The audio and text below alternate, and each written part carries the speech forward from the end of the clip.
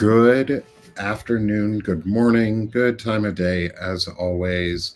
Welcome, everyone, to Banner and Backbone, episode 11 of the Anti-Fascist Book Club. Today, we're going to talk about protect, establish, learn, listen, establish, contribute, learn, and listen today on our chapters of On Tyranny. In our continued discussion, I'm Nick Perro, co-founder here of Banner and Backbone, founder of Sick of the Shit with Nick and or Sick of the Shit publications. And I am joined today initially by my good friend and colleague here in the reporting and podcasting world, and just friend now in general, Tara Devlin of Tara Hello. Buster. Hello, guys. It's good to see you, Tara. You good too. to see everyone in the chat as you start coming on in. Melissa Corrigan's going to be joining us shortly. She is in a meeting she had to do, and she'll be on with us here in a couple minutes. Just going to be the three of us today. And we're continuing our deep dive into Timothy Snyder's On Tyranny. Today's, I think, like episode 6 or something of the On Tyranny series that we're doing. We're nearing the end of the book. And I'm going to give a little bit of an intro and just what we're doing. But for everyone who has their books with them, this is a read along or join along and discuss along. We are in the chats in Substack, in YouTube, in Twitch, wherever we are streaming. We are on the stack. So if you are on the chat, so if you have questions, please ask. Also, smash that heart on Substack. Let us know you're here. Share it. Hit the subscribe in the top left corner, and join all of us, the contributors and the network itself. Today, we're going to be reading and talking about chapters 14, 15, 16, and 17 of Timothy Snyder's On Tyranny. This is our virtual anti-fascist book club, where we discuss anti-fascist content. And we learn and we engage with each other to understand corollaries between history and current events. And what this is an establishment for y'all, is a baseline for everyone in the audience to be able to, 1, join in with us today, and 2, be able to start your own, to be able to bring this knowledge and the actions and the information you learn from us and with us into your real life, either as your own book club or just amongst friends and just talking with people and encouraging them to read these books and talking about these books and the lessons that you've learned. That's step 1, and it's free. So welcome again to the Anti-Fascist Book Club. I'm Nick Perro, with Tara Devlin, soon to be joined by Melissa Corrigan. Let's get into it. So today's, like I said, today we're continuing On Tyranny by Timothy Snyder. We're quite a ways into the book.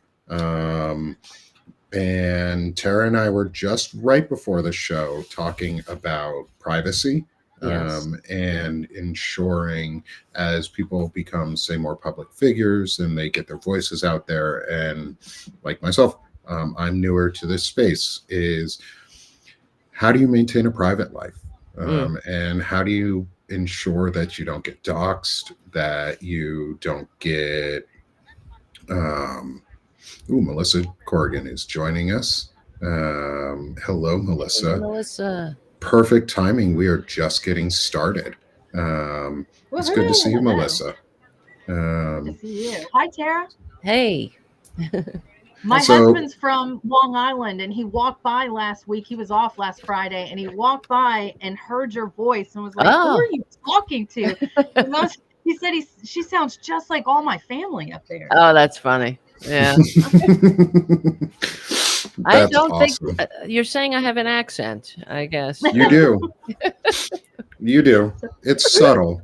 New York has a specific accent that is very different from the rest of like New England. And parts of New York. And other parts of New York, yeah. Especially the city. Right. Yeah. By borough, your accent is different. It's true. Well, as long as I mean, there's this very distinct Staten Island accent that my sister has bad, and she doesn't even live on Staten Island anymore. It's like, I don't know, something like that. Oh, The worst. oh, that sounds bad. I know. Like, yeah. I'm trying to, like, all I have to do is imitate her, and then that's the accent. Yeah, but Just and do I'm that like, at Thanksgiving. right. Well, even her kids make fun of her for it, so it's kind of fair game. But I know my mom gets really when my mom gets really mad. She hasn't lived there in decades. Is when a Brooklyn accent comes out. Oh You yeah. know you're fucked. Oh yeah. Like, Well, that's you done messed up. You're right. You're right. Yeah. That's when my accent comes out, and that's what people say when I get angry. I'm like, what the fuck, you know. I'm Southern, so you know. my Southern accent comes out when I get mad. Right. That's what my kids say. So. Right. Then well, usually when I'm ranting and raving about this fascist takeover, then you can hear it more, I suppose, because I generally don't like to have public meltdowns on people or anything like that. That's not really what I do. So you know what I mean? So I don't find myself like out there like, what the fuck is wrong with you? Blah, blah, blah. But sometimes you do need to do that though. Like there's some times when that's like totally appropriate. Right. Yes, it is. It is very much so. All right. My cat's getting cranky. Definitely need it.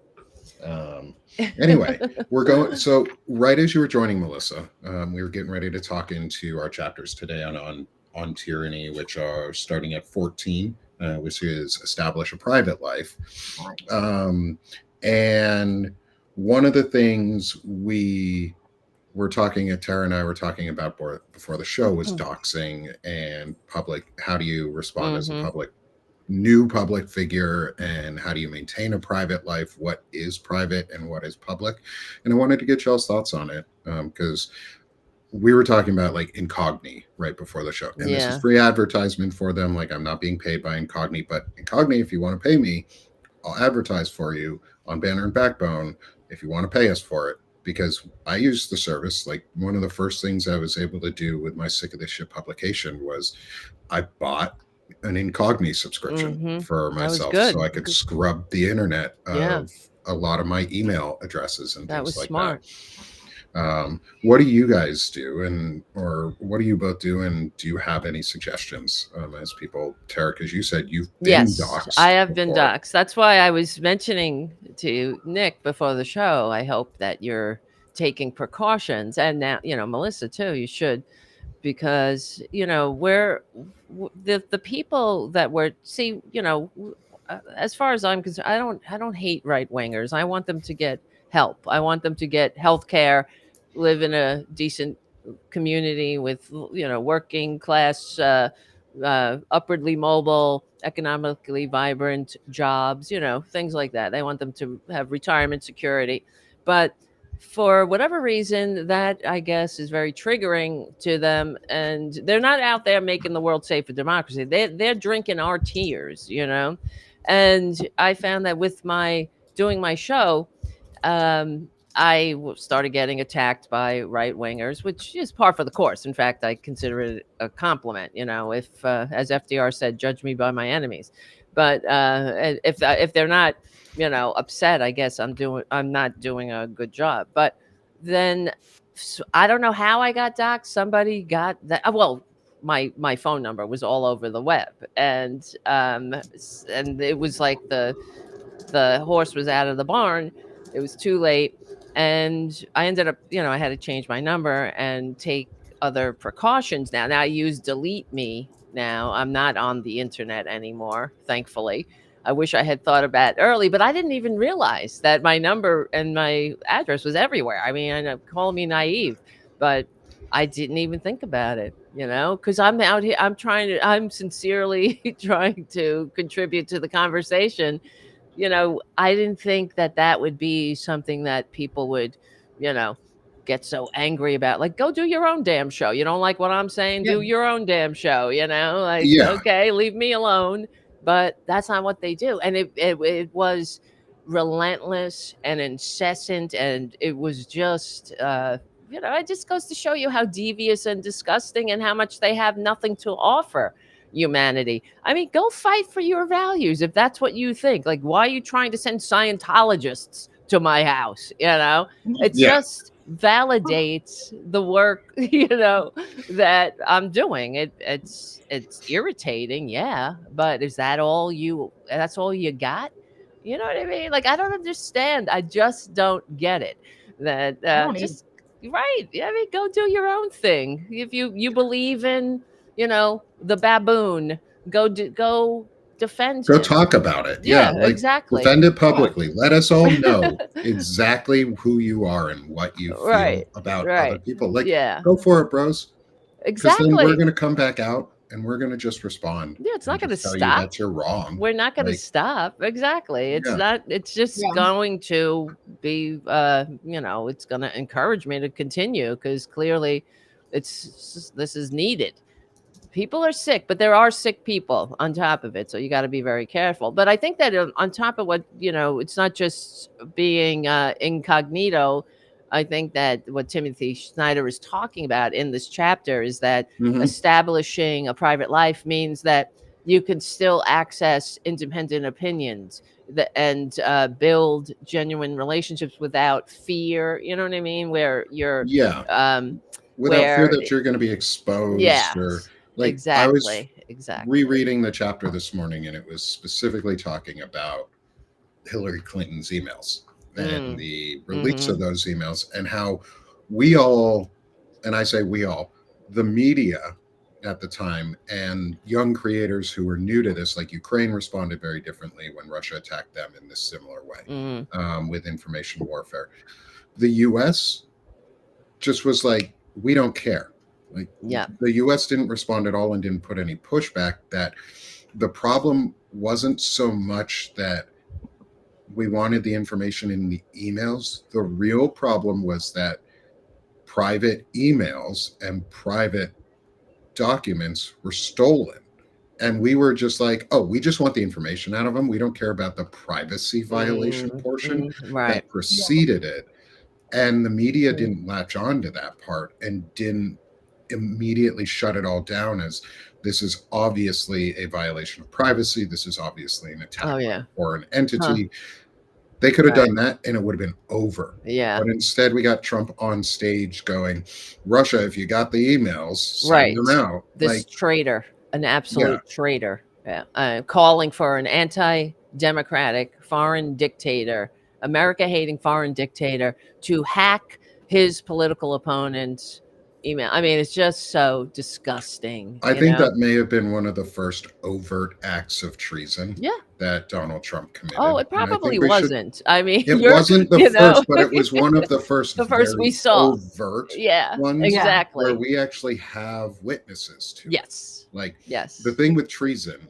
Oh, he's a traitor. I've reread Section 3 or Article 3, Section 3 of the Constitution of the judicial branch of the Constitution, which is treason, defines the meaning of treason and how you prosecute it.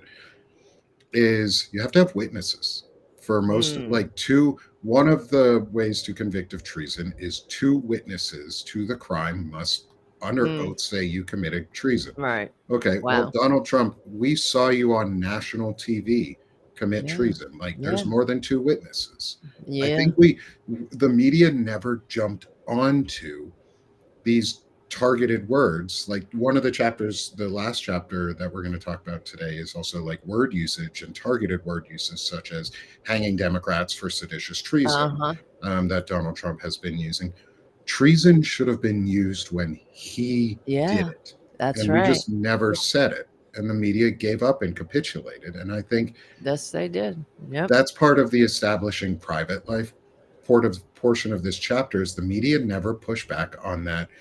The private life of somebody was stolen at the request of another political candidate and perpetrated by a foreign agent that are enemies to our nation. Yep. Like it could have been that simple. Like I'm just a guy who says these things. Like the media could have said it. Yeah. They have money and backings. we're just standing here. We got our, oh, by the way, we got our first founding subscriber to Banner and wonderful. Backbone. So the Backbone of the Banners Club is now open. For $250 a year, you can become a founding subscriber at Banner and Backbone and help us help us really build this platform up. So I'm not gonna, I won't out our founding member unless they say they are okay with it. But thank you to our first founding member. And like, that's part of privacy though. It's like, I'm not going to just out this person. Like establishing a private life too. Part of all of this is like, how do you get away from the internet? How do you get yourself private?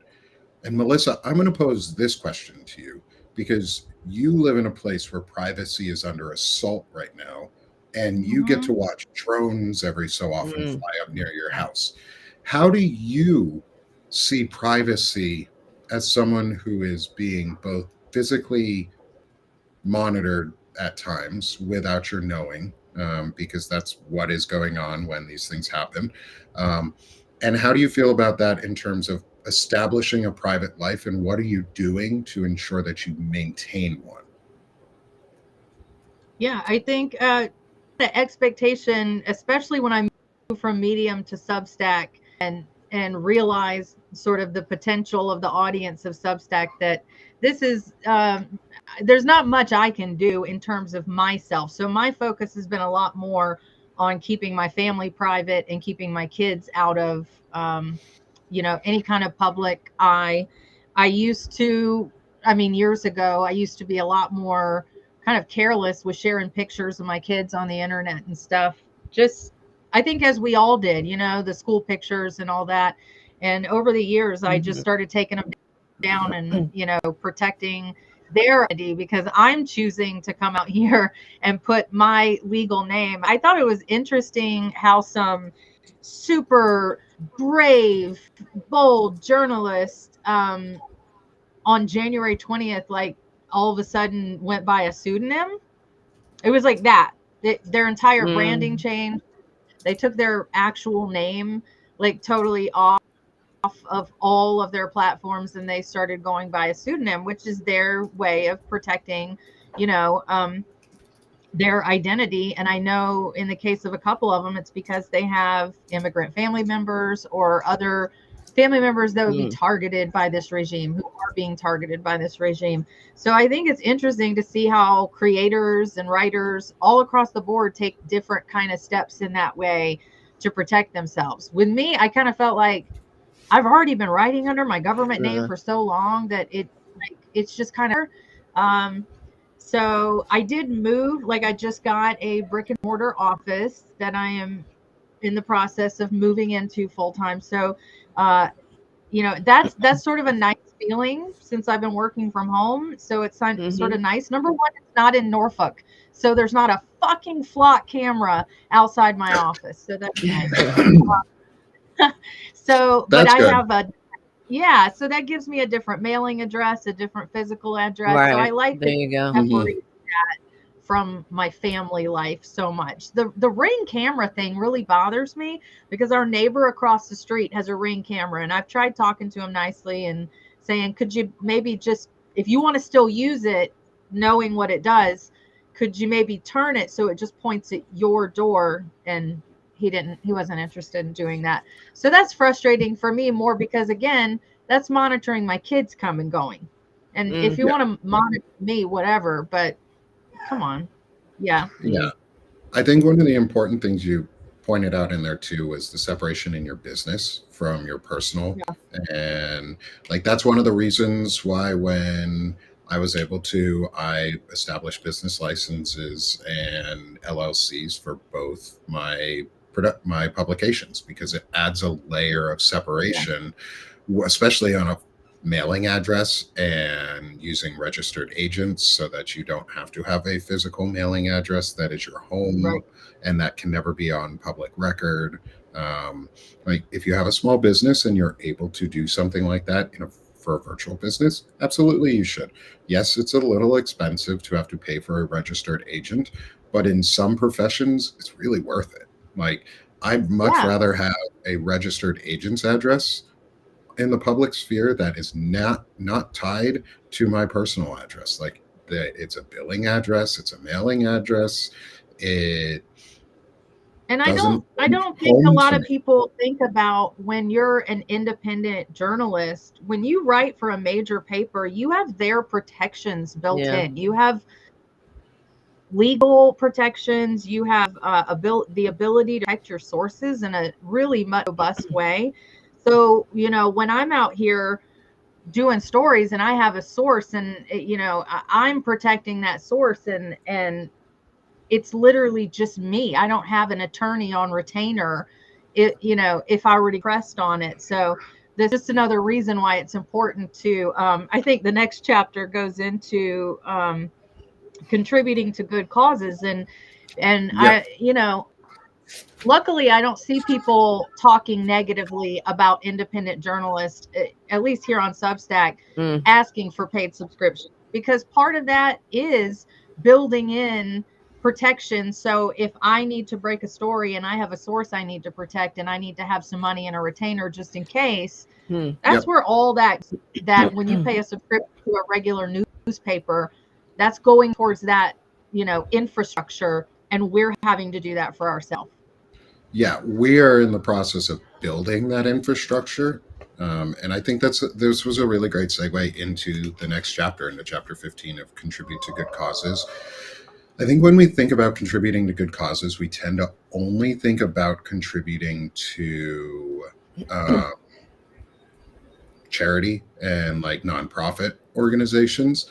But good causes include independent media creators. Yeah. You believe in what we're doing and you think, say, Banner and Backbone, Sick of the Shit Publications, Terrabuster, Counterstory Media,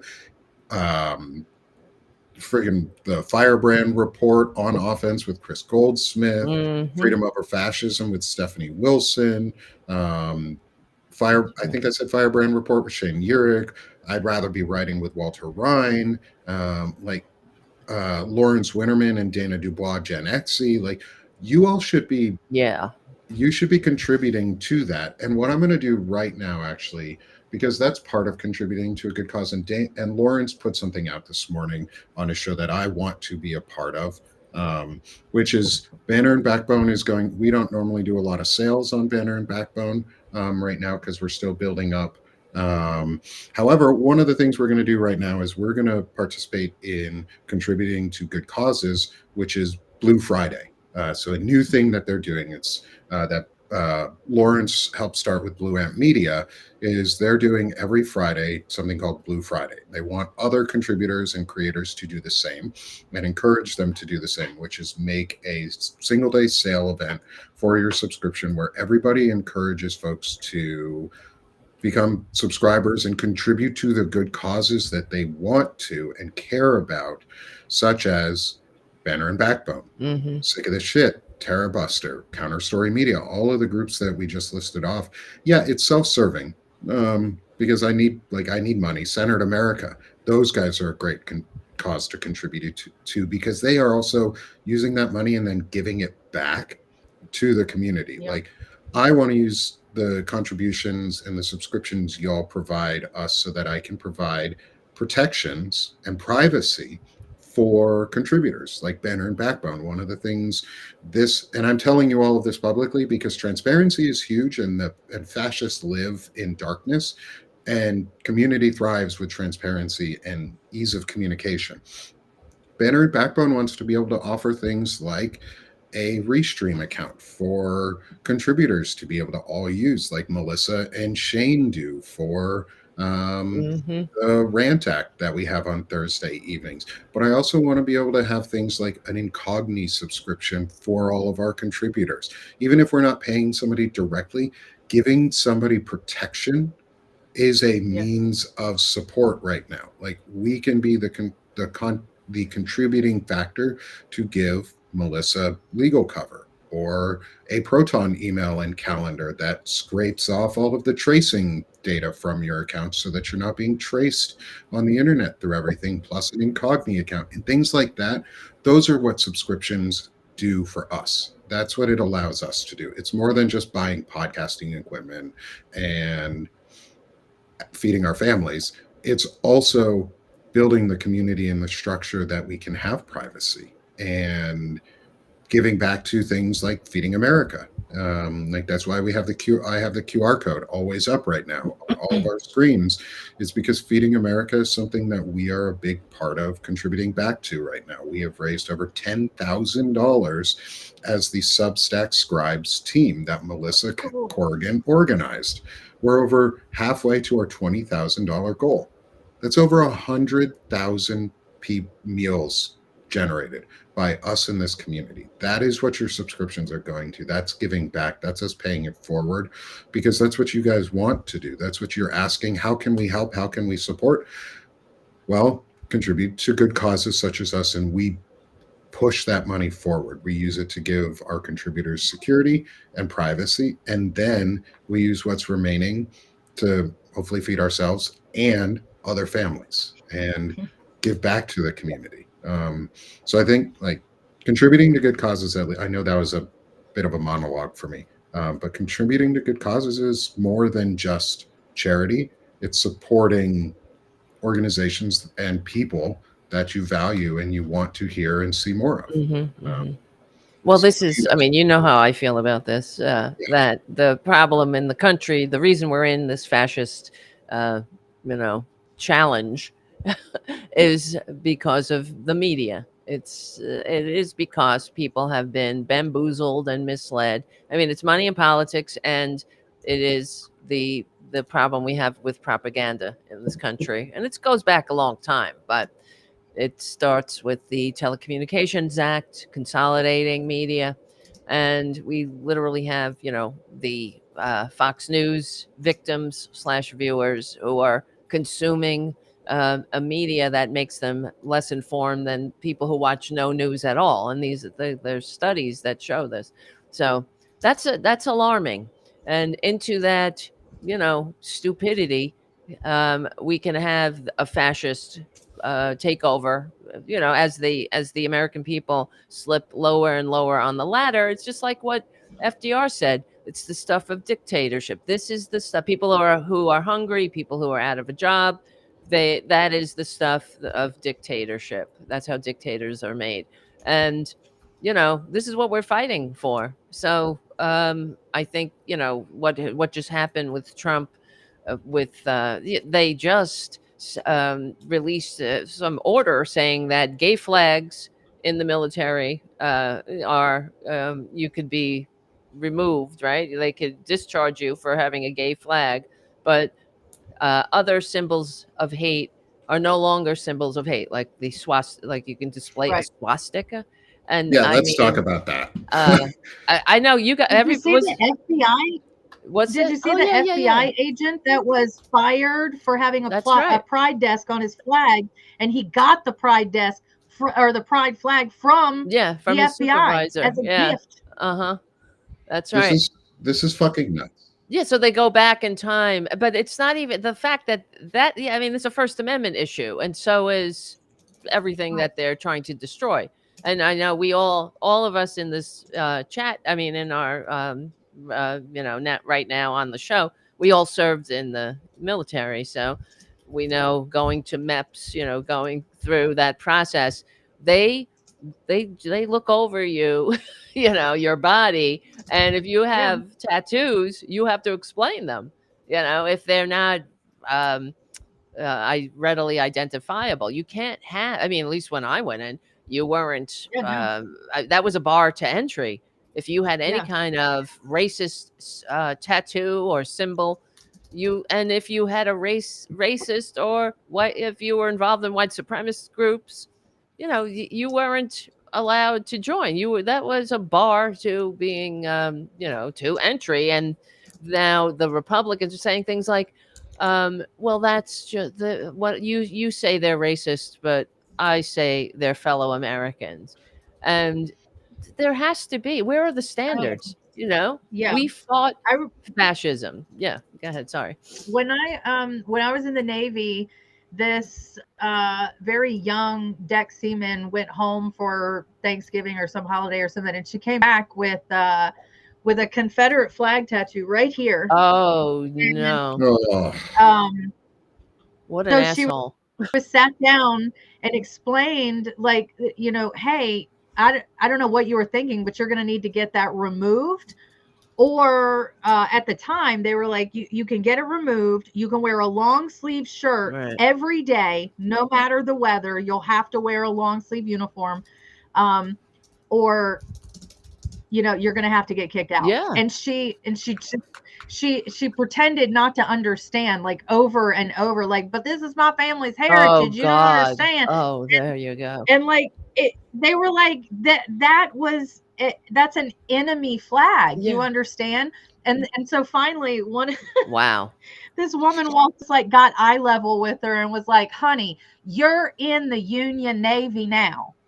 Okay. Right. I don't know how else to tell you, but you're in the Union Navy. What you a can't disgrace. have that flag on you. I mean, it's just absurd.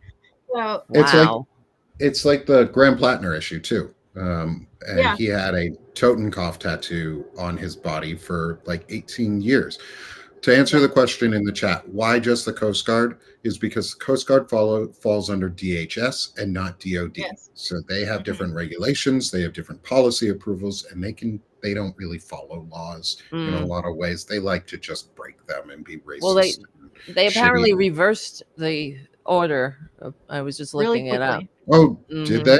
That's good, because swastikas are hate symbols. I know. And we do not normalize hate symbols. And nooses too. Swastikas, nooses. That was the other one. What was there was another. Fucked up. Unfucking believable, right? Like, where we live.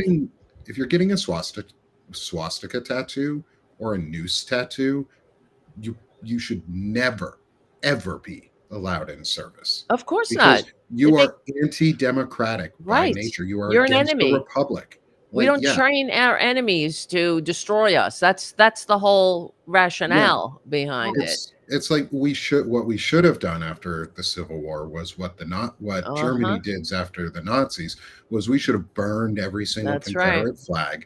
We should have burned the Virginia battle flag. We should have taken all of the monuments and all of the things and blown them up and made them into smithereens and melted them down. Instead, we gave in to these assholes and said, no, we're going to welcome you back by negotiating poorly, because moderates suck. Because moderates if you read are the problem. Accurate history, this is why they want people uneducated, because if you truly get into the actual history leading up to the Confederate War, Robert E. Lee was not eager and willing to do the job that he did. He had to be coaxed and wheedled into it. And once the war was over, Robert E. Lee was the first one to say there should be no monument, no celebration, nothing acknowledging essentially that this happened. I mean, it just shouldn't be. And that's one of their, greatest idols. And they sort of bastardized who he was and what he allegedly stood for. But if you just read the letters that he wrote in his personal correspondence, he wasn't that. So that's the crazy thing about the Confederate flag. And I grew up in the South and under that flag a lot, and the bastardization of the flag, and it was absolutely used more by the KKK than any Confederate battle entity, really. It was a message of fear. Be afraid and know your place. Don't step outside of your place. And that's why I've written articles about this too, about how Grant should have arrested Lee right then and there and to put him into Leavenworth. Instead, they were able to. He just said, "Well, in fact, Lee was surprised that he was able to keep his sidearm, keep his firearm, and his sword, and go home and sin no more." And the same to the troops. Yeah. But they should have all been arrested. Alexander Stevens, who was the vice president of the Confederacy, he became some kind of lecture speaker who was going around, with this, it's just continuing to stir up hate. I mean, you can't have, as Lincoln said, a house divided against itself can't stand.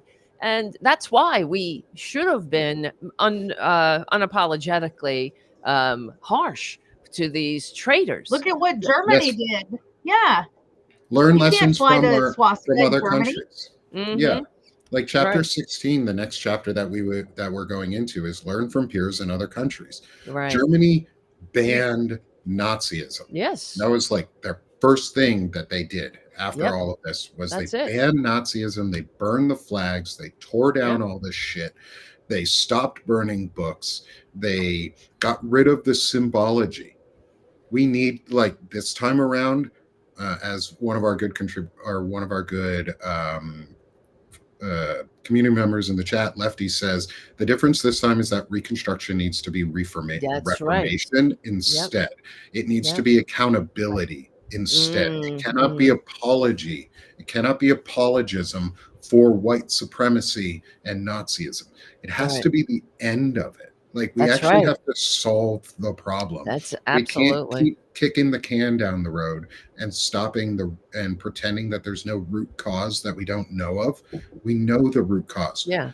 The Confederacy inspired Nazi Germany. KKK Yes. inspired That's right. Nazi Germany. So Where did the Jim Crow inspiration? law. Yeah, exactly. The U.S. was the inspiration for the Yes. most fascist fucking regime, and now we are turning into it. Maybe we should acknowledge that and learn from the other countries that got rid of all that shit. Yep. Right. That's right. Not allow it into our Coast Guard as tattoos. I grew up in South Carolina, and I grew up in rural South Carolina. And I think that case, now the name is popping out of my head, but the big attorney in South Carolina that killed his family and almost got away with it. Murdaugh. Yeah. So those type of families are not especially uncommon, and the root of their family wealth was the plantation. And so once slavery ended, and they did not have free labor anymore, it's not like those plantations just went away. They passed them down generation after generation. This generational wealth and power was absolutely preserved. The little town that I grew up in with a population of 800 people was owned by a family. They owned the bank, they owned all the businesses, they owned the town, and they absolutely stemmed from a family that had a plantation in the area. So it's that generational wealth and power that is still trickling down today. And these are the families that they insist on only sending their children to Christian private schools. And it's 100% so they can preserve Christian nationalist white supremacy. That's right. I mean, it's where I come from. And then the Murdaugh case came out, and everybody else in the country was like, this is insanity. And I was like, no, this is normal here. No, this is South Carolina. Yeah, like, I watch cult documentaries nowadays on these, like, extremist cults as part of these religious organizations. Nowadays, I'm like, that's not extremist for them. That's what they mostly all do. Like, we're pretending that cults are not big in this country. This country is founded on cults, basically. Literally, the Masons are a cult. Like,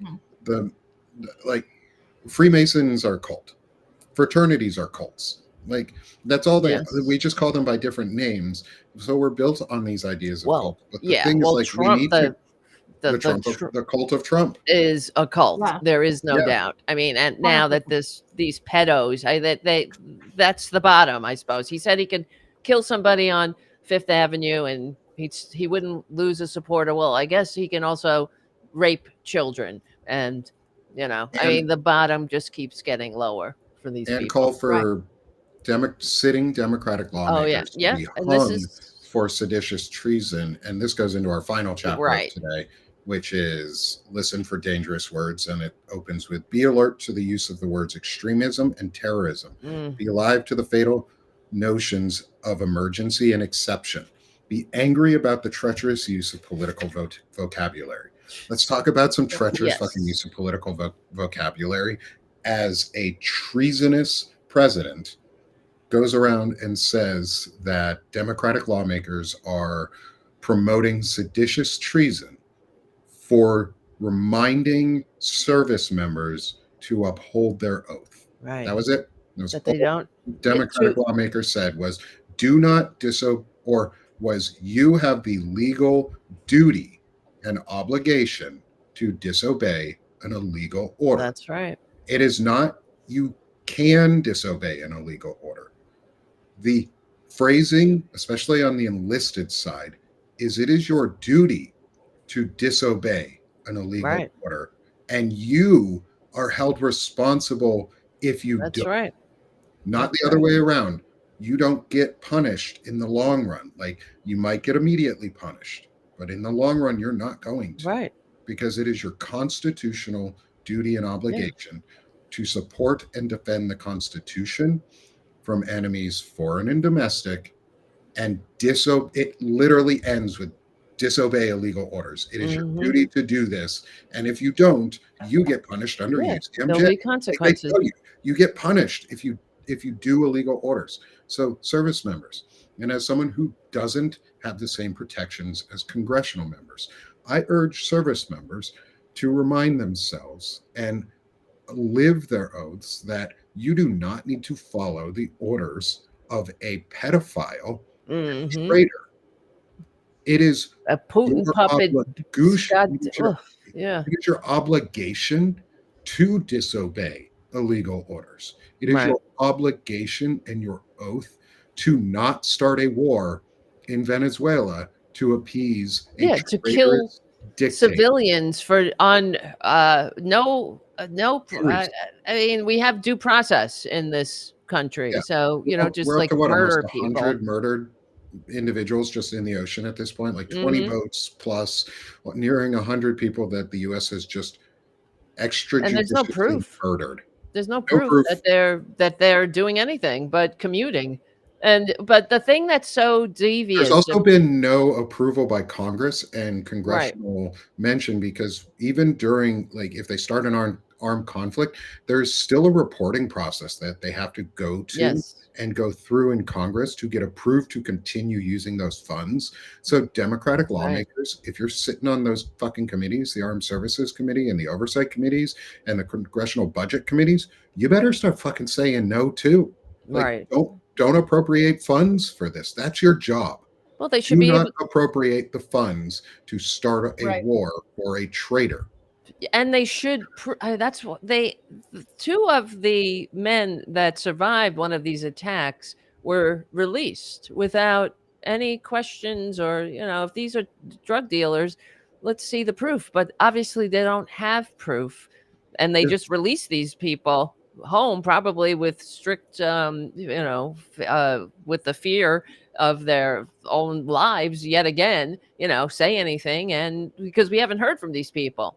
So, but as far as what's even more devious is that we're saying yes, you have to disobey illegal orders. But when they asked the Republicans about this, the Republicans, Mike Johnson, they're all, and Lindsey Graham, of course, Mike, all these fake Christians, Caroline Leavitt, they are deliberately leaving out the qualifier illegal order, because now they're conflating it. They're saying that, Democrats are telling the troops not to obey orders. That's not what anyone is saying. So this goes to show you who these people are. They are evil, and they're lying to the American people. So one of the reporters asked Caroline Leavitt, that they're encouraging service members not to follow. Because Leavitt said they're encouraging service members not to follow lawful orders. She's Chicken Little. And the reporter said, they're talking about illegal orders. And she responds, every order the president gives is lawful. That is so out of Orwell. Wild. I mean, I think Orwell must be, exhausted by now from all the spinning in his grave. But and George Washington too, for this traitor, for this effing baboon, tax cheating, draft dodging, serial bankrupt Putin bitch, Saudi sucking traitor, to mention George Washington. George Washington told the troops to be civil, to act with honor. In fact, there were repercussions if you didn't, if you treated prisoners with anything other than with decency, because George Washington understood that we were fighting for more than just the land. We were fighting for an idea, and we had to and claim the moral high ground. So that's for this monster to mention George Washington. I mean, George Washington is appalled. You want to talk about spinning in his grave? Oh my God. How dare you? And when George Washington was 14, he wrote 101 rules of civility, how to be a civil, decent gentleman. You think this baboon knows anything about that? I mean, my God. So, yeah, keep George Washington's name out of your mouth, you traitor. But Tara, tell us how you really feel. it's just unbelievable to me. That's it why is. It's the fucking worst. And why? Well, How when come? you look at- We're here. But I mean, we're here talking about it. Where is the mainstream media? I mean, they educating the American people about this. I can only do so much on Tarabuster. You know what I mean? So, and I'm dropping a link to our friend Stephanie Wilson is going to be interviewing one of the founders, I think it is, of this organization, is Orders Project. Okay. And it is a nonpartisan program created by the National Institute of Military Justice to assist military personnel in understanding their options when faced with orders they believe may not be legal. Good. I am right now, until I do further investigation, or after I do further investigation, we'll see if we continue promoting. I'm gonna for now promote this website. Is go to the Orders Project. I dropped the link in the and send that link out to people. It is, if it's a group of legal minds that are actually trying to assist service members to know whether orders are legal or not, and doing it non-partisan and unbiased. I wish they would say unbiased rather than non-partisan, because that's more valuable to me, is whether you're biased towards fascism or not, or are you biased towards the Constitution. And I want service members to remember that your obligation is to the Constitution. You are not a terrorist. You are not an extremist. You are not violating your oath. You are not performing seditious treason by upholding your oath. When you stand to support and defend the Constitution and say no to an illegal order, that is your obligation, not your choice. It is your obligation to say no to an illegal order. But it's also wise to get legal counsel and ensure that when you're saying no to things, you know what you're saying and how to defend yourself and how to defend your position. So right now, I'd say go talk to him. Stephanie Wilson's going to be having a conversation with one of the folks from Orders Project, and I'm super excited to hear that, because I want to know what their organization is doing, and how, if they're doing what is essential for service members to help them, how we can support things like that. Because I'm not a partisan. I don't care about the parties. In fact, most of you know I hate both parties and would like to see them broken up and destroyed. I lean Democratic because they are constitutionally minded and are, many of them anyways, not all of them, many of them are constitutionally minded and foundationalists, as I'm calling them right now, is they believe in the foundation of our nation and they don't want to destroy it. That's what I see Adam Kinzinger as. That's what I see Joe Walsh as. I don't really see Liz Cheney about anything, because she doesn't ever come out, and I don't really want to advocate for any Cheney policies ever, to be totally honest. But like, people who actually believe in the framework, we can have discussions with. Those are foundations, not conservatives. Well, there's conservatives Chris are a big different thing. Chris in the chat has dropped a new bill in the Senate introduced by Tammy Duckworth, to constrain what the military can do as a force inside the country. See, that I think that's another thing that the GOP, the members of the GOP that are pulling away and pulling, away from the MAGA mindset, that can be something they can galvanize around, because if that's not bipartisan, I don't know what is. I don't reiterating. I'm sorry? I don't know what else would be more nonpartisan than limiting how much the government could do to hurt Americans. Well, they only feel outrage when a Democrat might, in their fantasies, might overstretch. I'm sure you remember the Jade excuse me, I'm choking. The great Jade Helm panic of the Obama years. Remember, there were war games that were going on, and somebody got a hold of these war game, plans. And this is what happens. This is what you do in the military. I've been in a lot of fake wars myself, and you train by doing simulations.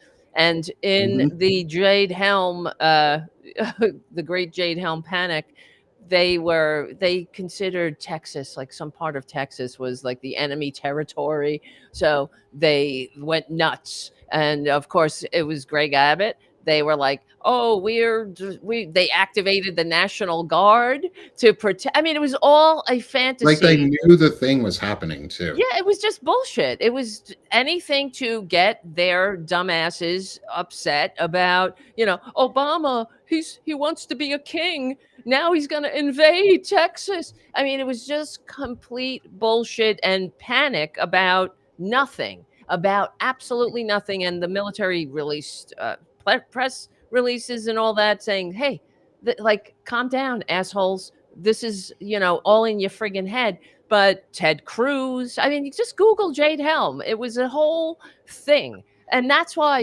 Republicans, they have nothing to offer the American people but bullshit like this. Why don't they get all panicky about the fact that millions have no health care? These effing baboons, or they don't get panicky when they fire people, when they send veterans, to the unemployment line, right? They don't do that. In fact, they dance around with chainsaws when that happens, So, I mean, yeah. Well, look at how, if you're going to look at Jade Helm, look at the whole thing was, you're going to do military exercises on American soil. And now you have Pete Kegsbreath out here saying we're going to practice on American cities, and they all cheer for it. Exactly. Yep. Now they're all cool with, could you imagine if Obama had activated the National Guard or right. Federalized National Guard of a blue state and sent them to a red state? This is what these poorly run red state monsters are doing. Let's not forget, it's like the Civil War all over again. And how dare they? And no one on the mainstream media points that out either. Like, hello, how dare you activate your state National Guard and send them to another state when they didn't ask? Doesn't want them. Yeah, right. Nobody asked you. Basically an invasion. It's just like these people, but that's what's so offensive on top of everything is that you're treating people like pawns. People who wear the uniform are nothing but little pawns to be used in your game, and to discredit them as nonpartisan. Like the whole point of this is to discredit service members as being partisan hacks and partisan pawns rather than nonpartisan service. Well, that's what they do. That's what Trump did. Yeah, he had that speech where they were selling merch on the base. How dare you? That's so fucking illegal. I know. So illegal. It's absolutely disgusting. Yeah. Anyway, on top of that, so here's a cool thing. I want to bring good news because thank you to Chris for dropping that information about Senate Bill 2198. I'm reading through a little bit right now, and it's actually touching on some of the stuff, Melissa, you and I have talked about that isn't getting very much news, which is the simultaneous service in the Department of Defense and civil law enforcement, where right now our service members are actively being recruited in the last 180 days to the Skill Bridge program to join ICE, be promoted too. And that's against the policy is to promote any other organization. Like they are supposed to maintain neutrality unless that group is a criminal organization, and then they typically say, no, we're not going to put you on at all. Section 3 of this bill is prohibition on simultaneous service in the Department of Defense and civilian law enforcement. Prohibition except as provided in subsection B, an individual serving in any capacity in the Department of Defense, whether in the armed forces or in a civilian position, may not, while so serving, serve in any capacity in any element of civilian law enforcement outside of the Department of Defense. Good. Let's see who gets on, who signs on now, So yeah. And there are 2 exceptions where it's the prohibition under subsection A shall not to apply to a member of a reserve component named in section 10101 of this title who serves in an element of civilian law enforcement outside of the DoD as their normal job. That's the exception, is if you are a law enforcement officer and then you are in the National Guard, that's an exception because you have a civilian job and a Guards member job. Right.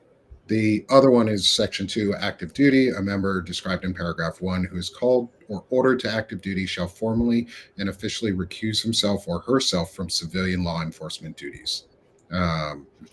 So that's basically saying if you are called to become an active duty, while on active duty, if you are called to become a civilian law enforcement member of any time, any order, the law would state that you have to recuse yourself from that duty and not perform law enforcement, and you must return to your civilian or your active duty job in the DoD. I think that's really good that Senator Duckworth put this language, because that was one of our biggest fears, is around the use of the skill bridge program to recruit new ICE members who are still active duty service members. Wow. Which is highly illegal. Yes. I'm going to push the fuck out of this bill just because it's going to piss Kristi Noem off. Oh God. It's going to piss her off so bad. And if She's anybody so can piss Kristi Noem off, I'm going to throw my full backing behind them. She's the devil. She is. She's a sociopath. There's no doubt in my mind. Yes. I mean, anybody that does that to a dog, and I mean, she's just. Did you see the commercial that she ran for self-deportation? Oh yes, they run it here in New York. Video. Yeah. I've seen it. They're like, she's like, if you are here illegally, it's all the dramatic music. You shall self-deport. Yeah. You'll get, and then there's like lighter music. You'll get a free plane ride. You'll get, I'm sure. Yeah. Okay. Yeah, I trust, as what did Reagan say? Trust but verify. It doesn't seem like you could trust Kristi Noem. These are people that are saying that they're going to invade churches on Christmas. These pricks, these filthy pricks. Oh, but they're Christians, right? I thought, right. Yeah. I thought they were Christians. What about bearing false witness? Isn't that one of your commandments you want? Or no, is that a commandment? Or who the hell knows? I don't remember. I did take religious instruction.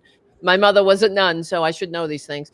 But my mother was a nun. For real. That's a story. Yeah, that is a story. Yeah, but no, I was raised very Catholic. But it is bear false witness. I mean, and there they are, leaving out the important qualifier when they say that Democrats they're telling troops not to obey orders. Who in their right mind believes that? But of course, we have a lot of morons in this country that believe anything.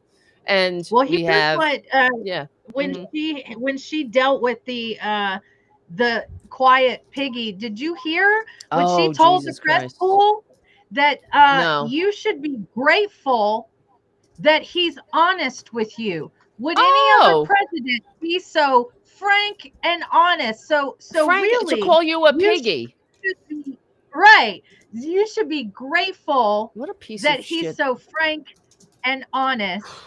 Wow. I mean, I'm frank and honest. Right. I'm frank and honest. Donald Trump, you're a fucking testicle. You have a micro penis. You have micro ego syndrome. You've got small hands.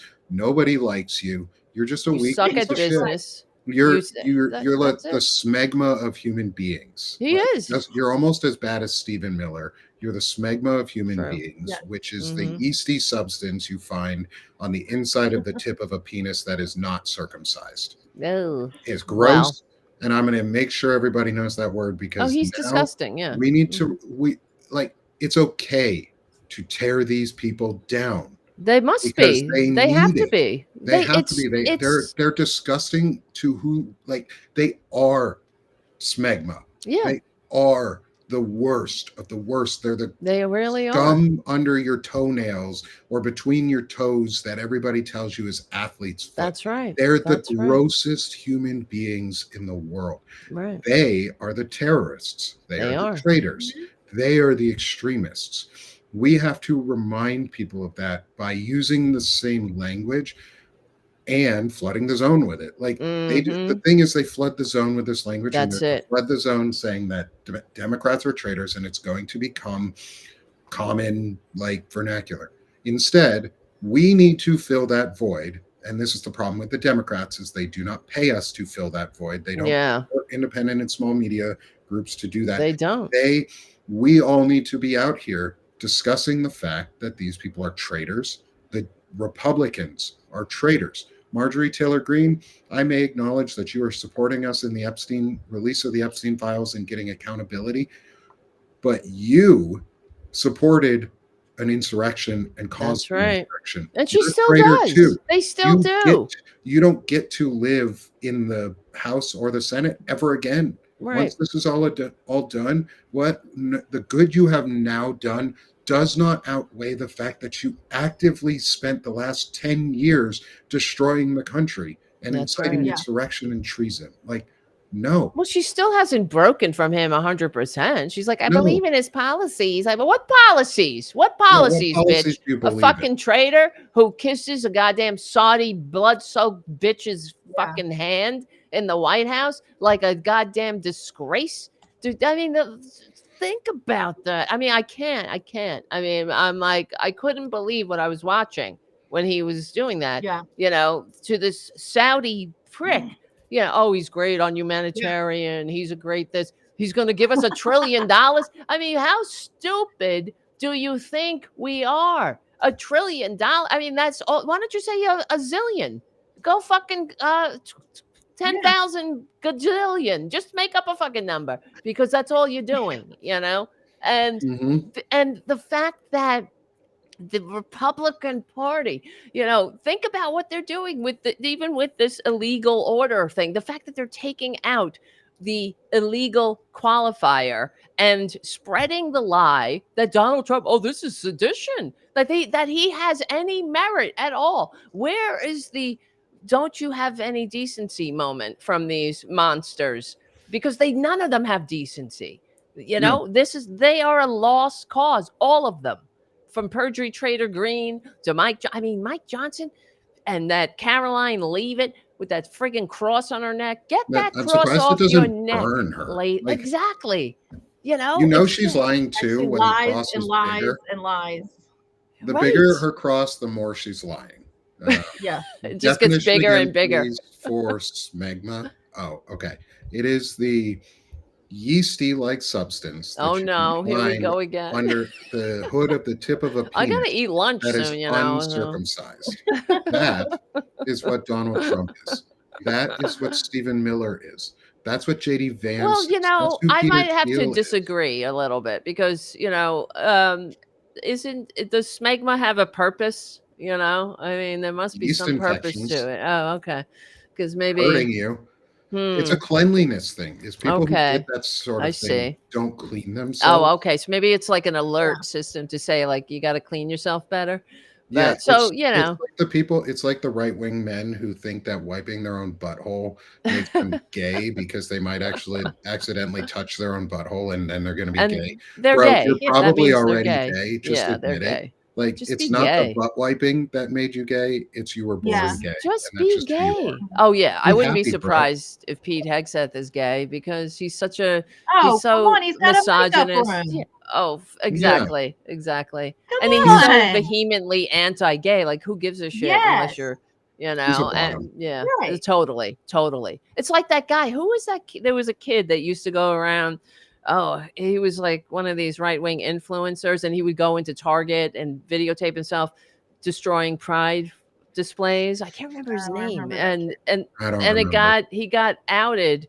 One of his Grindr profiles got outed, of course. And I was screaming about that. I was like, this kid is gay. Who does this? Otherwise, he hates himself. And in the Grindr, he was having a conversation with somebody that he was going to hook up with. He's like, yeah, I'm a bottom.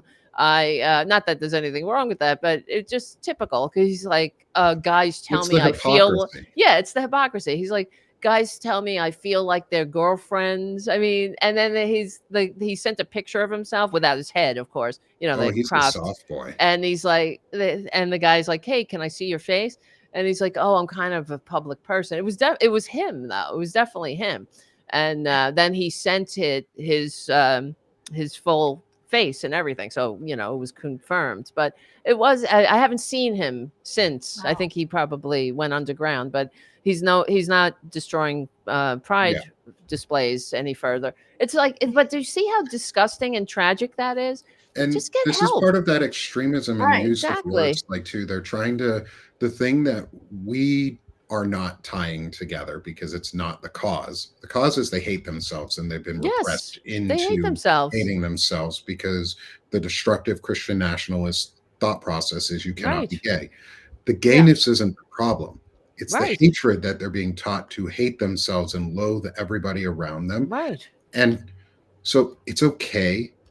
I'm finding from friends and conversations and talking about this is it's okay to out people who are actively harming your community. I agree. They're part of the community, and then hiding behind an office of political power where they actually have influence to do something. They're not in any way, shape, or form part of the community. And it's not, you have to use whatever tools are available. And the thing is, when it happens, when it comes out, say that the Grindr profiles are real for Mike Johnson, because we all figure it's real. Like, he's one of those gay dudes that sits there and says, as long as I don't look, it's not gay. Right. And like, he shares his porn habits with his son. I know, it's so sick. Son. What are you doing thinking about your son's masturbation habits? He adopted a child. He adopted a near adult young boy who is that not what they 18. call it? Wow. And he was a young adult male, and he amazing sort of adopted him. And nobody ever talks about it. Right. Like, weird. But they tie the gayness or the transness with extremism, and they do it on purpose so that they confuse you and make you think that the gayness or the trans or whatever, the thing that is part of your personhood that isn't a problem, you're just afraid of it, and you hate yourself because of it. Nick Fuentes, who doesn't think having sex with other dudes is gay because only men can please men. It's some weird Roman philosophy. Wow. Women are for procreation, but men are for. Is that what he says? Fun. Oh, yeah. Wow. He's. I thought he was an incel. He is. Like, he is. wow, what are we doing? There's a maxing thing this that they do. Sick. It's all part of this maxing black pill thing. Wow. Where they take everything, like looks maxing. They take everything to the most extreme.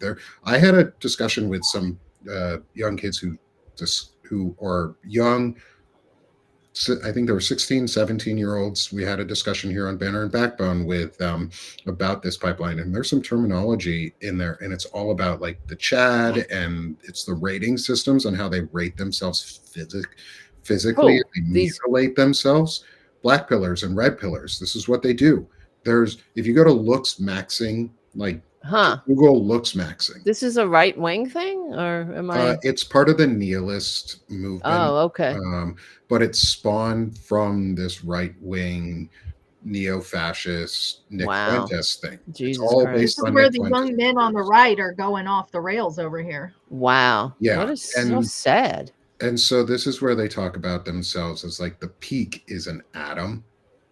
Think about that for a second. The peak is an atom. Underneath, right under, and that's unachievable. That's like perfection. There can only ever be one atom. And so nobody's ever able really to like the get name to atom. Like the name Adam. Okay. Like Adam and Eve, the most beta man ever who let a snake take his wife when there were only two of them. And the snake took a talking snake, which is just an allegory for a dildo. Like, she figured out she could pleasure herself and she didn't need him anymore. He's just a dullard. Yeah. But they think that's the peak, and then underneath there's like a Chad and then other things, and that it gets like, it's super harsh. And these are people, and this is somebody that had dinner with Trader Trump. Yes. And this is what the problem is. Like, and watching all of the Epstein releases so far, what strikes me is that we got to get rid of these people legally and peacefully. Get rid of these people from the halls of power. They're not fit to be in the halls of power. They're mental. If all you give a shit about is money, that's all that matters. You sit. I mean, God, if he had to, lick the taint of that Mohammed bin Bonesaw, I'm sure he would have done it too. Money, money, money, not for us, for him, but there's never enough to feed that, to fill that disgusting black hole of need and greed that they call a personality. There's nothing there. They have nothing to offer. And that's why it's so sick for maggots to follow these people that hate your guts, and all they care about is like getting their little dick sucked or getting some more money for their putting some gold shit up around them. Like, go fucking go The away. gold trim is like lifting a truck. It's unbelievable. Like, that's the same energy I get from when I see the gold trim. Is like, it's what that is little it? dick lifted truck Oh, energy. yes. When you yes, got a yes. monster truck lift on your car and you have to have a fucking ladder to get in. And Right. your penis is the size of the tip of my pinky. Like, that's the energy I That's get. it. Is like, that's all they are. Is they're just they're little boys who are Right. inadequate in a lot of ways. And that's it. They need to be reminded of that. And they're not around. They're not talking about, like, what are we going to do about poverty and inequality and upward immobility? No, they're talking about, hey, look what I got. Look, here's that. I banged this 15-year-old. You fucking disgraces. What's the difference between 5 and 15, Meghan R. Kelly? Megan, I mean, for real. Jesus. Like, you disgrace. I can tell you what the difference is. There isn't. They're underage. Children. They're both children. Barely legal is 18, 19, 20, 21. Like, that's barely legal. Yeah, I mean, that's what she's talking about. Like 21 has a 14-year-old daughter at home. So something you don't really interact with your kid that much. Maybe the nanny has raised your kid, so you're unfamiliar with what a 15-year-old acts like. Because if you're around a 15-year-old for an hour, they're a fucking child. You want to strangle them already. They're children. You don't even need to be around them for an hour to figure it out. Like, the first things they'll say, you can figure out that that's a child. Like, it's not it's not you shouldn't sexualize a 15-year-old, you disgusting monster. And say, oh no, he's into the barely legal.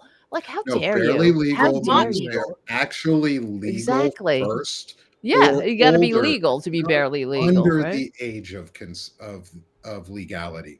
Like, and we guess, and I know the age of consent in the US has some weird fucking laws.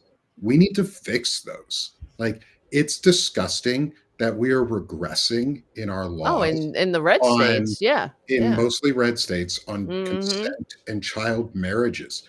That's what it is. Fucking gross, people. Yep.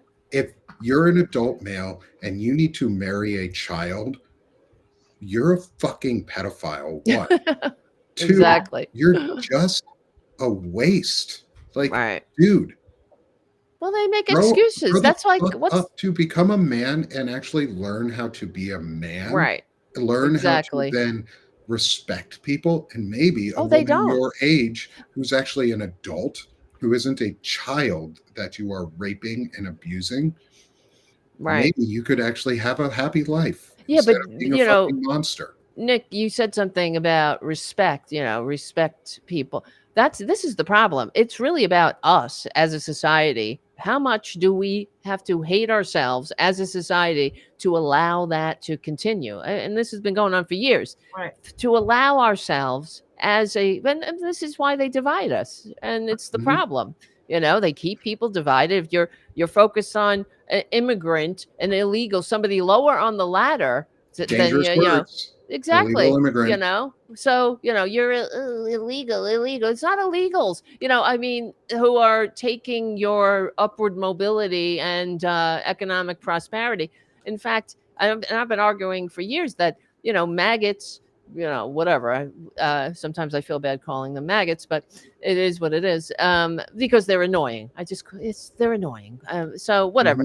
But they want all the benefits of civilization, and you could just Google and I've played many clips of these, people who are at Trump's rallies and whatnot saying, oh, I'm on Social Security and Medicaid, but all these illegals are getting free benefits, and they're getting as if so they're you see what I'm saying? Because they have been manipulated into thinking, oh, the problem is not the policymakers that I'm voting for, it's because of the illegals, and the illegals are getting everything. And if they only were out of here, then I could have more Social Security and more Medicaid and more of the social safety net that I deserve. You know what I mean? So they want all the benefits of civilization. They want the policies that Democrats have fought, bled, and died for. Was that in the book club last week when we had the guy in the chat that said he was a drywall hanger in the 80s and he lost all his business because immigrants. Oh shit! Reagan opened the border and so he was put out of work. So why don't they just go hang drywall in Mexico? And I was like, it's crazy in that scenario that you blame the immigrant, not your employer. Yeah. But exactly, that's super weird, man. Right. And why do you have this vitriol towards Mexican people when it was your boss? Yeah. Ooh, hey, I can pay these people less and exploit them. Right. That's how we know. Exactly. But that's how we know they're full of shit, Republicans, because they really did. If they wanted to do something about illegal immigration or whatever, they would target the employers. That's it, not the people. Yeah, so go after the employers. But none of them, and that's why I talk about the mainstream media. They don't even bring it up. What the fuck? I mean, we talk about it here. They should be saying it on the platforms that have millions of eyeballs watching Democrats it too. have totally missed the boat. Oh, totally. Totally missed because the they ship. They missed the whole fucking everything. The flotilla. They missed the whole movement on messaging. I know. The right has had messaging, and they just repeat the lie and repeat it and repeat it and repeat it. And that's their strategy. And they've used the same strategy for like 50 years. Yes. And liberal or leftist media still seems to be absolutely baffled how to combat this. Exactly. We just have no clue. We better represent both sides. Well, what about both sides? We want a Joe Rogan on the left or something like that, but we won't pay for small creators like us. Oh, that's right. From the top down. I'm not saying y'all. Like, I'm not saying folks in the chat. We're talking about the people who have the money in the Democratic Party and the Democratic institution who refuse to pay for left-wing media creators. That's right. The right wing does it all the time. Why are we not paying them? And why are we not paying us? Like, we're saying the shit. No, you're right. And they also, the larger media outlets, because it's all connected, will take a small right-winger influencer, let's say, and they will elevate them because they understood that wherever people went, they wanted them to encounter the right-wing message. And that's because they have nothing to offer in reality. They only have bullshit. So they got good at branding. So that's why they would take the, for example, I point to Diamond and Silk, because these were like two nobodies. They started to put them on Fox News, and then they were, next thing you know, they were in the White House with Trader Trump. This is what happens on the right. They do that with, and especially if somebody who is, a minority. So, because then they love that. If you're a right-wing minority or, of some sort. Not so much anymore. Yeah. Well, then you're a human shield. That's why they love Diamond and Silk, because they were like human shields for Republican bigotry. But now they're platforming fucking Nick Fuentes. Like, they've had him on Fox. Like, but that's what I mean. Kirk it's like before he died. Exactly. He was just a podcast. Like, how do we get the Charlie Kirks as people? We need bigger organizations to help. I got to grab this phone call. Yeah, we got to go anyway. We're over. Tara, I'll sell you. All righty. Go grab your phone call. All righty, guys. We'll see you later. We'll see you soon, Tara. All right, Tara. All right. And so as we close our episode out, because we did run along a little long today. Sorry. Hold on a second. No, you're all right. Because I'm gonna mute Tara for a second, and I'm gonna start our extra for everyone. Is thanks one for being with us today for this whole show. Love having the amazing crowd, the interaction as always. Come help support Banner and Backbone. We are doing a flash sale today for 50% off your first year to any new subscriber as part of Blue Friday. We are building on our co-founder Lawrence Winterman's idea that came out with Blue Amp Media to do Blue Friday, where, like we talked about earlier, help support causes that you care about. And part of that is help support Banner and Backbone grow. So come join us with 50% off for your first year on annual or monthly memberships, or help us and join as one of our newest founding subscribers and become one of the backbones of the Banner for $250 a year annually. Help us become larger. That's what helps us grow and eventually get the things we need for the security, the safety, the legal protections, and the networking to help us get larger. And then obviously is shift over to my two good friends here. First, Tara, can you sell yourself? Hey, thank you. Sorry about that, guys. Life, this is what we do because we're multitasking here. You know what I mean? It's really true. So yeah, thank you guys. Tonight I have my Tara Buster at Friday nights, 8:30 p.m. at the Tara Buster YouTube channel, youtube.com/C4channel/Tara Buster.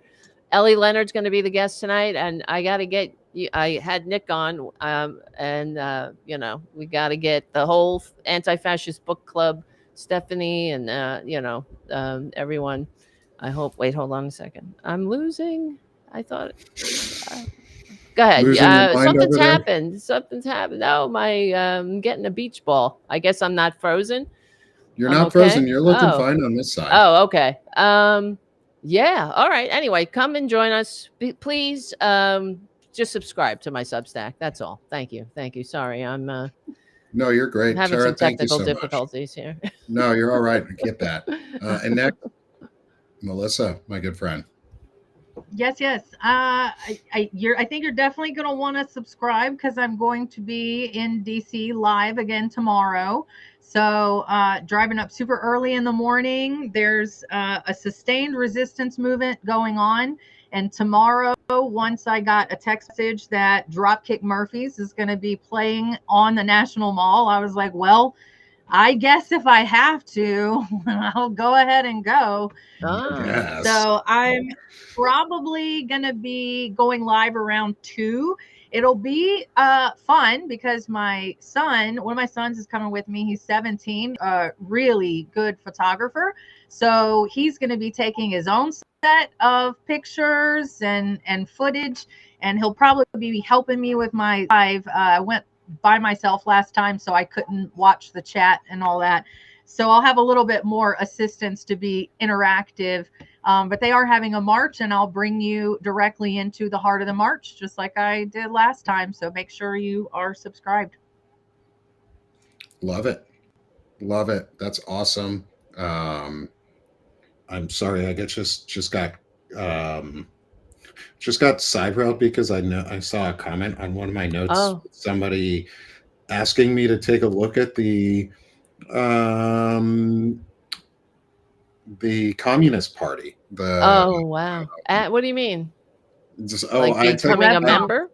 Become a member of the Revolutionary Communist Party, the International. Don't do that. Really. Don't do that. We actively discourage that here. Yes.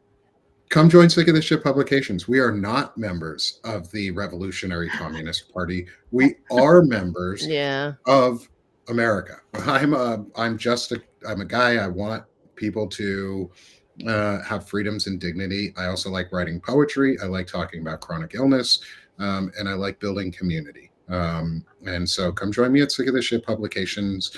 That's my other home where I do all my secondary work. And then again, finally, come subscribe, Banner and Backbone. Hit the subscribe in the top left corner if you're on Substack. Join all of us. 169 of you here right now. Thank you so much for joining. We appreciate every single one of you for being here. do not join the Revolutionary Communist Party. Don't do that. Not join. That is a bad thing. Yeah, They that's tend like to a do very, distraction. very bad Yeah. things, and they promote violence and very unethical tendencies for protests and for sit-in movements and things like that. So there's be just cautious. so many better investigate. options. Yeah, There there's are. Right. There so many are. better options. And then Right. join with us next week for, well, maybe not next week. We'll have to discuss because it's the day after Thanksgiving. Right. If we're having a show. If we're going to do a show, we may skip next week.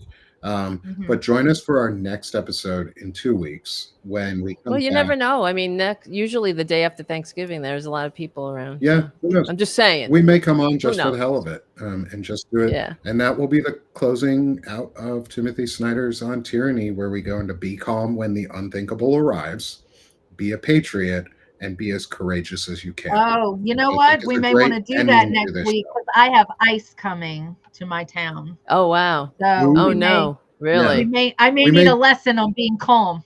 Oh no! Yeah. Oh no! Well, that's it. Yeah, I think we'll you do gotta it. You respond with. That's that's very encouraging. Watching the people in Portland, for example, respond with like wearing those balloon costumes and all that. Yeah. It's great. It's fabulous. And it's great. And help support the founder of the anti-fascist book clubs in general, who is our good friend Chris Goldsmith. I'm going to put up his QR code here real quick. Is go subscribe to Chris Goldsmith's On Offense here on Substack. He just put out his first article and podcast, or first podcast there the other day. He founded the Anti-Fascist Book Club itself. He is the founder at Task Force Butler and Veterans Fighting Fascism, which are the models that we have built this book club off of. So I want to make sure Chris also gets some free promotion here. Is go subscribe to Chris. He's freaking awesome. He comes and joins us quite often here on the show. I get to talk to him a lot. He's a very knowledgeable guy and is helping to lead a lot of the resistance and teach us how we can lead our own resistance peacefully, patriotically, and restore this country. So thanks everyone. Again, subscribe to all of us. Come back next week as we talk and finish the Anti-Fascist Book Club's On Tyranny series. And then we'll do a banner cast later with all of the episodes back to back to back. So you get to see everything, hear the full discussion, and get to see all of our lovely faces for almost 8 or 9 hours during that series. So thanks everyone. And we'll see you all next week. Have a great day and tag. Thank you. For it for democracy. Yeah. You're right.